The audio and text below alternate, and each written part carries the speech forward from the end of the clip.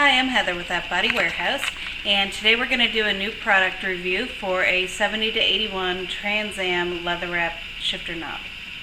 Here's the units. We have them in camel tan and black. And they are true hand-stitched leather, and instead of the factory with the simulated stitching, they actually have real stitching. Today we're working on a 1981 Trans Am, and I'm going to install this. This Trans Am has the leather wrap steering wheel, also in camel tan, so it's going to make a nice addition to the camel interior. First thing we do when removing the shifter knob, we put it in drive so we have access to it. And then you take your pick and you pry out the shifter knob.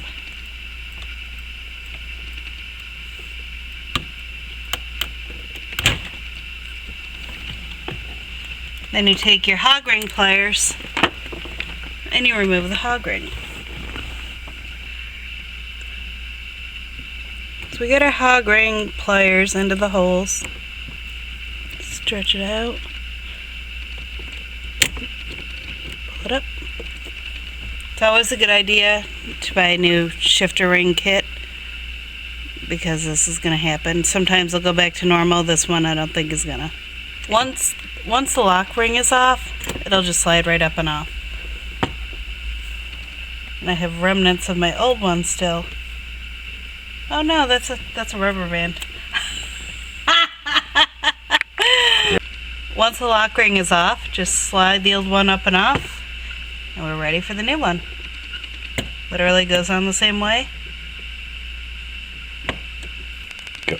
We've got our new shifter hog ring. We're going to put the pliers in the holes, stretch it out a little bit, and bring it around inside the shifter knob and squeeze it back on. And we're on and we're tight. We want to make sure that our rectangular clip is good, and mine was still good, so we're going to reuse it. So we're on good and tight. And we're going to put our button back in, and we're good.